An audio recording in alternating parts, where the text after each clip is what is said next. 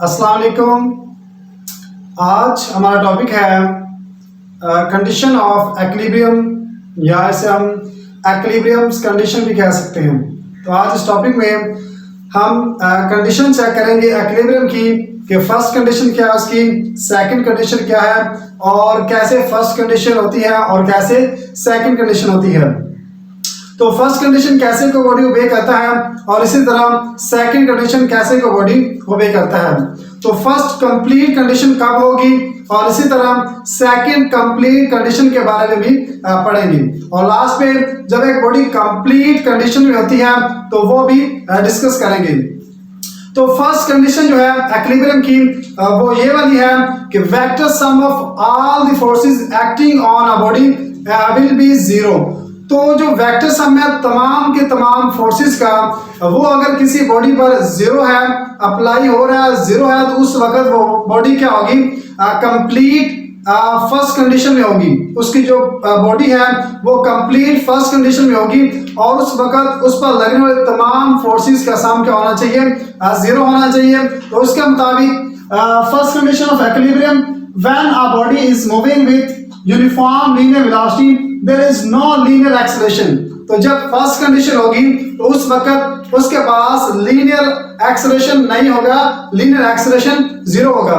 तो इसको अंडरस्टैंड करने के लिए सपोज करें मेरे पास एक बॉक्स है, इस बॉक्स है, इसको हम फ्री बॉडी डायग्राम भी कह सकते हैं। तो इस पर लगने वाली तमाम के तमाम फोर्सेस का सम जीरो होना चाहिए जब ये बॉडी क्या होगी, एक्विलिब्रियम होती है। तो इस पर चारों तरफ से फोर्सेस लग रही हैं, एक F1 है, F2 है, F3 है एंड F4 है। अब इस पर लगने वाली फोर्सेस जो है वो ऑपोजिट डायरेक्शन में है, एक अगर राइटवर्ड है तो दूसरी लेफ्टवर्ड होगी, इसी तरह एक अपवर्ड है तो दूसरी डाउनवर्ड है। तो ये जो फोर्सेस पर अप्लाई हो रही हैं ये सारी के सारी फोर्सेस का सम जीरो के इक्वल होना चाहिए। तो ये जो फोर्स है ये इस तरफ अप्लाई हो रही है और ये वाली फोर्स जो है इस तरफ अप्लाई हो रही है, तो इन दोनों का सम क्या हो जाएगा, जीरो हो जाएगा। क्यों जीरो हो जाएगा, क्योंकि दोनों की डायरेक्शन जो है ऑपोजिट है और दोनों की मैग्नीट्यूड जो है वो सेम है। इसी तरह F4 और F3 ये भी आपस में इनका इफेक्ट क्या हो जाएगा, कैंसिल हो जाएगा। कैंसिल कैसे हो जाएगा, क्योंकि इन दोनों फोर्सेस का जो अपवर्ड है और डाउनवर्ड है दोनों का जो मैग्नीट्यूड है वो सेम है, जबकि डायरेक्शन क्या है, ऑपोजिट है। तो इस वजह से ये बॉडी क्या होगी, फर्स्ट कंडीशन ऑफ एक्विलिब्रियम में होगी। तो अगर ये एक्विलिब्रियम में है तो इसका मतलब है ये रेस्ट की हालत में है। तो according to Newton second law के मुताबिक अगर उस पर फोर्स लगने वाली फोर्सेस का सम जीरो है तो इसका मतलब है उसमें जो एक्सेलरेशन है वो भी जीरो होगा। तो इसका मतलब है उसमें जो मौजूद एक्सेलरेशन है ये भी जीरो है। तो एक्सेलरेशन जब जीरो है तो यहां से दो कंडीशन निकलती हैं। पहली कंडीशन क्या है कि बॉडी क्या होगी, स्टैटिक एक्विलिब्रियम में होगी, यानी कि जब बॉडी रेस्ट की हालत में होगी, एक्सेलरेशन जीरो है, तो according to Newton second law body rest की हालत में होगी और एक्सेलरेशन हमारे पास क्या है, जीरो है। तो यहां से दो रिजल्ट हैं। पहला क्या है कि बॉडी किस हालत में होगी, स्टैटिक हालत में होगी जब वो रेस्ट की फॉर्म में हो, और एक्सेलरेशन किस वक्त जीरो होता है, दो हालतों में एक्सेलरेशन क्या होगा, जीरो होगा। पहली हालत क्या है, जब बॉडी क्या होनी चाहिए, रेस्ट की हालत में होनी चाहिए, और दूसरी हालत क्या है, दूसरी हालत ये वाली है कि जब बॉडी क्या कर रही हो, यूनिफॉर्म वेलोसिटी से मूव कर रही हो, तो उस वक्त वो बॉडी क्या होगी, रेस्ट की हालत में होगी और उसका जो एक्सेलरेशन होगा वो भी क्या होगा, जीरो होगा।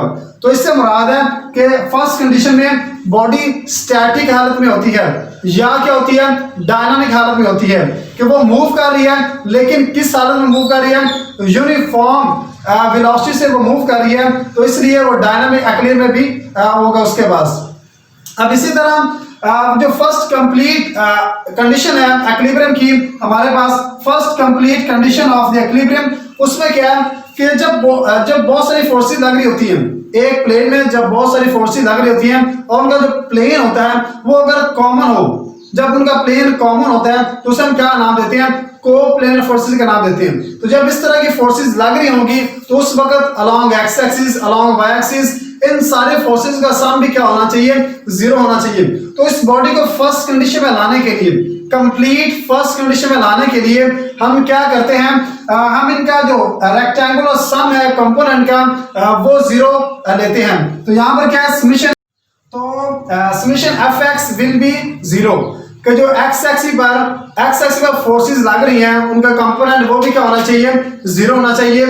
सम of X components of all the forces must be zero, तो जितने भी फोर्सेस लग रही हैं उनका जो एक्स एक्सिस पर कंपोनेंट है वो उनका जो सम है वो भी क्या होना चाहिए, जीरो होना चाहिए। इसी तरह summation F Y will be zero, sum of Y axis component, तो वाई एक्सिस पर उन तमाम फोर्सेस के जितने भी कंपोनेंट हैं उनका सम भी क्या होना चाहिए, जीरो होना चाहिए। तो ये हमारे पास complete first condition of body है। कब होगी, जब ये तीनों कंडीशन फुलफिल होगी, यानी कि समेशन एफ एक्स भी क्या होना चाहिए, जीरो होना चाहिए, और समेशन टोटली फोर्सेस भी जीरो होना चाहिए, और इसी तरह समेशन एफ वाई भी जीरो होना चाहिए। तो फर्स्ट कंडीशन में हमने क्या सीखा, फर्स्ट कंडीशन में ये देखते हैं कि किसी भी जिस्म पर लगने वाली वो तमाम फोर्सेस का सम क्या होना चाहिए, जीरो होना चाहिए। और अगर वो फोर्सेस प्लेन में लाई कर रही हैं, को-प्लेनर फोर्सेस हैं, तो उस वक्त उनके रेक्टेंगुलर कंपोनेंट का सम भी क्या होना चाहिए, जीरो होना चाहिए, चाहे वो एक्स एक्सिस पर हो चाहे वो वाई एक्सिस पर हो। तो अभी नेक्स्ट कंडीशन हमारे पास है सेकंड कंडीशन ऑफ इक्विलिब्रियम। तो सेकंड कंडीशन ऑफ इक्विलिब्रियम किस वजह से पैदा होती है, उसमें यह प्रॉब्लम है कि जब हम किसी बॉडी पर फोर्सेस लगाते हैं, जैसे ये बॉडी है हमारे पास, इस पर फोर्स लगाएं, एक फोर्स ये वाली है, दूसरी फोर्स ये वाली है, तो ये क्या होगी, फर्स्ट कंडीशन को ओबे करेगी।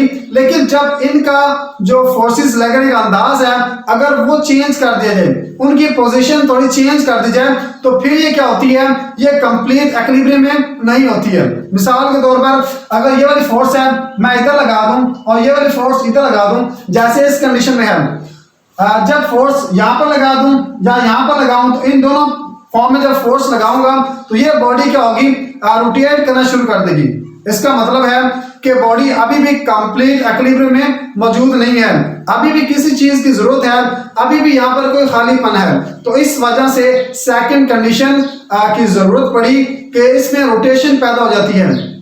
तो सेकंड कंडीशन का क्या किरदार है, सेकंड कंडीशन क्या करती है, तो सेकंड कंडीशन में उन तमाम वेक्टर्स का सम क्या होना चाहिए, जीरो होना चाहिए, जो टॉर्क यहाँ पर पैदा हो रहा है, यानी कि उन तमाम टॉर्क का जो सम है वो भी क्या होना चाहिए, जीरो होना चाहिए। जो काउंटर क्लॉकवाइज है या हमारे पास क्लॉकवाइज है उनका सम क्या होना चाहिए, जीरो होना चाहिए।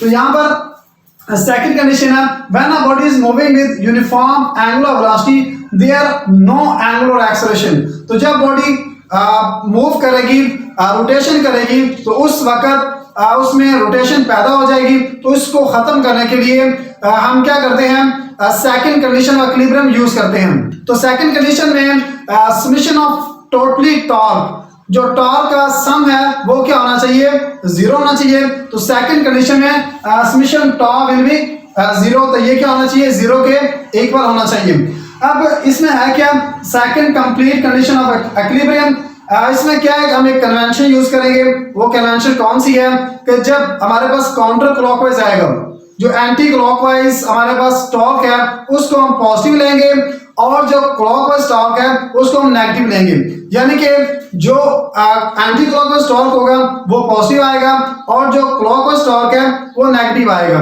तो इनका सम क्या हो जाएगा, जीरो हो जाएगा।